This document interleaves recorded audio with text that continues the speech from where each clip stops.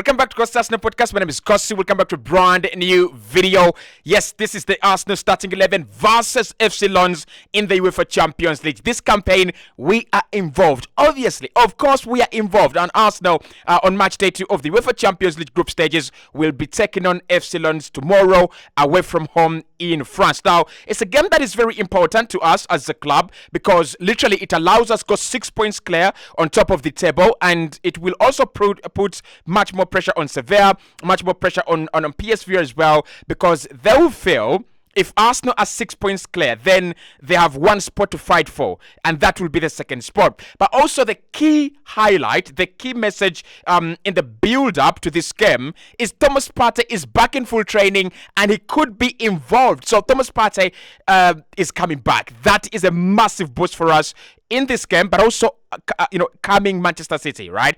Coming the weekend. This is a massive boost. So Partey is back in full training according to the stories we're hearing, and he has also, most importantly, been involved in training today, which means that if Mikel Arteta decides, he could actually play him in the game coming up tomorrow. So I'm going to be diving into who starts in this game, why I think Thomas Partey should play in this game. Probably not 90 minutes, but I would love him to play maybe 50, maybe 60 minutes, just to get that kind of confidence, just to get that kind of match fitness. And look, Man City is a difficult game. If you're going to play him against Man City, you need to wipe him. You need to give him a chance to test himself, to look at his fitness levels, and this is the game. So hit the like button if you think Partey should play in this game, and of course disagree and agree with me if Partey shouldn't play in this game. Let me know in the comment box below. Does he play? Or do we just rest him and wait him for Manchester City? Right, so in goal, this is where another debate is. Do we play Ramsdale or do we play David Raya? But I'm going to go for consistency. I'm sorry, guys. I'm really sorry, right? Let's go with consistency. Let's go for consistency. I think David Raya should be Arsenal's goalkeeper, Champions League and Premier League as well. Now, I won't be surprised if Mikel Arteta plays Ramsdale because it's an easy game, it's an easier opponent and all that. But there is all to play for in this game. There is everything to play for in this game. If we can keep a clean sheet and score maybe 3 or 4 goals, that will put our advantage to a bigger advantage. I hope I make sense when I say that. And also as well, if Arsenal literally just got to Lens in France and put in a good shift, put in a good performance, it will massively help our confidence. It will massively help our preparations for Manchester City on Sunday. So I'm going to go with David Raya because in the Champions League first game against PSV, he was the goalkeeper. He has been the goalkeeper recently against Bournemouth and also against Tottenham Hotspur. He has played in all the important games this campaign. So I'd play David Raya for consistency. We need consistency in goal. We need to know that this is our goalkeeper in goal, right? Champions League, Premier League, and maybe Aaron Ramsdale could be concerned with the FA Cup. He could be concerned with the Carabao Cup, just like we see Ortega and Ederson at Manchester City. With all respect, Raya in goal, right? Raya in goal, guys, with all respect. So I think we need to make a couple of rotations, and I'm going to suggest some hilarious rotations as well. But this is what I would say. Centre-back pairing, Gabriel should be in the team. Now, why I'm playing Gabriel is this reason, because Takara Tomiyasu should also be playing at centre-back in this game as well. So the reason as to why I've gone with those two, with that pairing, Gabriel and Tommy, Saliba is not as fit as we want him to be. And I don't think he's only not much fit, but he's also physically not up to the levels, right? I think he's still coming back from that kind of little knock. He's still coming back from that kind of fatigue and all that. So I would suggest that Saliba rests in this game. He's got a massive duty to do against Man City. Erling Haaland, don't think if we stopped him at Wembley in the Community Shield, it's going to be like that. That guy is unpredictable. That guy is good. That guy is quality. But of course, Saliba is talented. Saliba is quality, and he's got the confidence and the levels, the ability levels to match up any striker, including Erling Haaland. So I would want him to rest in this game. I would want William Saliba to play no part against FC Lens tomorrow on Tuesday, and then after that, after the Manchester City game, he can play every other single game. He can play against PSV. He can play against Sevilla home and away. He can play against Lens at the Emirates Stadium. I'm okay with that. But for this game, let's rotate him. And I also think Tomiyasu is a very, very strong defender. He's a very, very versatile defender as well. So if Ben White tucks inside at right back, then at centre back, then Tommy can go wide at right back, and when White is playing at right back, then you can always have Tommy drift inside into centre back. But then also that kind of support Ben White always needs defensively. There are not so many better players that can provide that kind of support apart from William Saliba and Tomiyasu in the team. So that centre back pairing, let me know. Do you love it? Am I on track, or am I absolutely setting up Arsenal for failure? So let's go with a change in at fullback as well. Ben White obviously stays at right back, and I would say Jakub Kiwior drifts in at left back. That is another change there. Now there are two things here, and there are two debates that we're gonna have throughout the week. Who should play for Arsenal when we play Man City at left back? Kiwior, Tomiyasu, or Zinchenko? We played Zinchenko there, and he failed. We played Kiwior there, and I don't think he's up to the levels. And we played Tomiyasu there, and he's failed as well on one occasion.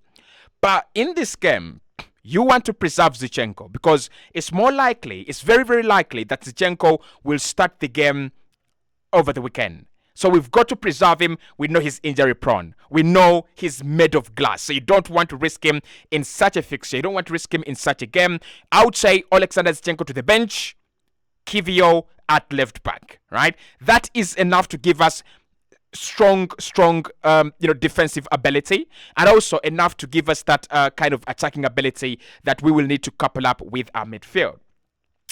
So let's get back to the arrival of the big man, and that is Thomas Partey, right? Would I play Thomas Partey in this game for 90 minutes? No. Disclaimer. Would I play him for 10 minutes, 20, up to 50 minutes? Absolutely. I would love to see Thomas Partey get his confidence, get his match fitness back on an opponent that, for me, doesn't count. These guys are here to give us 6 points and we walk away. And I've said it before and I'll say it again. They're a weak opponent. Arsenal should not overestimate them.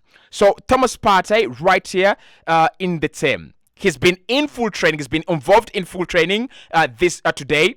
Today is a Monday, obviously, and we expect him to be in full training even tomorrow. He will be in full training even Wednesday, Thursday, Friday, Saturday, and Sunday before the game, right? So I would want Partey to play a part in this game. Maybe 70 minutes, maybe 60 minutes. You take him off, and then you bring on Declan Rice, because Rice is also not fit as well. And he needs that kind of match fitness before Man City. So play Thomas Partey for 60 minutes, and then the rest of the 30 minutes of 35, why don't we play, Declan Rice? I think that's what I would do if I was Mikel Arteta. Right, again, Thomas Partey there in the starting 11. Now, alongside Partey is Fabio Vieira for me, and Martin Odegaard. I would love to rotate Martin Odegaard, but with Odegaard, you can't risk rotating him. You really cannot risk rotating him. Why? Odegaard is irreplaceable. Like, in this team, Emile Smith has played there against Brentford, but you saw the quality. Not Odegaard levels. Vieira can do it, but I don't think we need to over-rotate. We need to respect these guys. We need to give them some respect. Like Raya in goal, Gabriel in defense, Odegaard in midfield, and maybe one substantial player in attack. So I think Odegaard is going to have the game of his life if he plays. He's going to have the game of his life, because this is a tactically weak team. This is a discombobulated side right before we play them. Discombobulated, disorganized, confused. So I would want Odegaard to create his magic. I mean, he's one of the players that have done well. Like, he's got a slow start, by the way, to the season, but he's already had 3 goals in the Premier League, 1 in the Champions League as well. So I would say for Martin, go and get your season started. Go and score twice and create 3 chances or 4 big chances and hope that these guys are going to bury them, right? So Odegaard in the team and Fabio Vieira. I would love to see Fabio Vieira. No, don't mistake me for not playing Kai Havertz, actually. I think Kai also has a part to play in this game, and I'll tell you why Kai has to play this game. Kai has to play, but with Partey, sorry, with Vieira, we are looking for players that we're looking at players that want to boost their seasons. We're looking at players that want to kickstart their seasons. You know, when Odegaard last campaign, when he came in after 3-4 games, right, and he literally just kickstarted his campaign. I think that's what Vieira needs. He needs to kickstart his campaign, score maybe or an assist, or maybe 2 assists and a goal. You know, one of those super classy performances, right? And I think Fabio Vieira could get one of those in this game tomorrow in the UEFA Champions League in France. So that would be my midfield 3: Partey at the pivot, Odegaard right, and Vieira left. To complete the team, I would suggest that we play Emile Smith Rowe on the left-hand side. Now, this was very emotional. Emile Smith Rowe had 2 chances in the last game against Bournemouth, and he didn't score any of them. And I didn't criticize him. I thought he did well by getting into goal-scoring positions, because that is something that many Arsenal players this campaign have actually failed to do, right? And he was also on target on both occasions, right? But he cried. He cried at the end of the game. Now, I'm not really sure whether he cried because he missed the chances, or he cried because he feels he's disconnected to the team, but he cried. Now, Mikel, that is a message to Mikel, that this guy believes in himself. This guy is disappointed because he's not playing football, and he is disappointed because he cannot provide the quality he was providing with the team with a season and a half ago. This is what I would say. Get Emile Smith Rowe game time. He deserves it. He absolutely deserves it. If he doesn't deserve it, he's earned it. Because for me, when he comes in for Odegaard against Brentford, he does well. Then he came on against Bournemouth. He doesn't score, yes, but he's done well. And I don't think these Arsenal players have had a very good start to the campaign for the manager to go, well, the team is doing very well. You've got to do a lot to get in. I really don't think so. I mean, it would be some kind of hypocrisy, right? So for me, Emile Smith Rowe, this is the game that... These are the games that he's got to play. These are the games as manager that you've got to give him. And I think he's earned it. I really think. If he's getting in those goal-scoring positions like that, you know how clinical this boy is. You know how good this boy is. He's eventually going to put the ball in the back of the net. There is no question about that. So let's stop, forcing Eddie Nketiah, and let's stop playing players out of position to accommodate Eddie, because Eddie, like Emile Smith Rowe, both of them should be fighting for their positions in the team, because they're not guaranteed starters. And if Emile Smith Rowe is on the bench, more often than not, then Eddie Nketiah should be on the bench more often than not. And if Eddie Nketiah is on the pitch more often than not, then Emile Smith Rowe should be on the pitch as well. So Emile Smith Rowe for me on the left-hand side, and that allows us to rotate someone. You know that guy? That guy is Gabriel Jesus. I don't want Gabriel Jesus to play any part in this game. He's got to be rotated. He's got to be rested. Whether he's a little bit fit, whether he's unfit, I don't care. He's got to be rotated for Man City. We need that energy. We will need that work rate against City. Now, to complete, not really to complete, we've got 2 more positions to fill. I would love Leandro Trossard to play for Saka, to come in for Saka. I don't know whether I'm right? I would love Trossard to play in for Saka, because Trossard didn't play over the weekend, but he was available for selection. So Mikel literally said, if the game is not going our way, you've got to come in. But if the game is going our way, then I'll definitely let you have your rest, and then you can come back midweek. You can probably come back next weekend. Trossard for Saka. Saka's got to be rotated. Saka needs some rest. And Mikel, the Champions League is going to test his management skills. How you are desperate to go 6 points clear, but then as well, you want to rotate your players, and you have 2 big games. One that allows you kill all the pressure in the UEFA Champions League, and the other that allows you close all the gap between you and Man City before the international break. You've got to rotate Saka, in my opinion. No questions here, right? He can play Nelson, he can play Trossard, but I'll prefer Leandro Trossard because I know Trossard is better. And finally, Kai Havertz. Guys, we have seen him at centre forward. We have seen him against City. And he doesn't look bad, right? He doesn't look bad.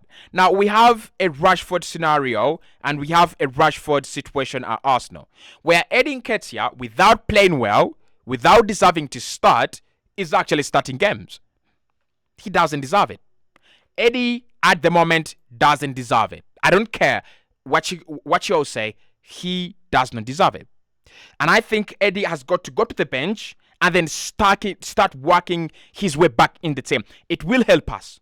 Imagine Eddie coming off the bench for 3 occasions and scoring on 3 occasions, right? Or on 2 occasions. That will help the team. But playing him every single time, even when he's not playing well, I don't think that's helping the team. I think that is actually sinking the team.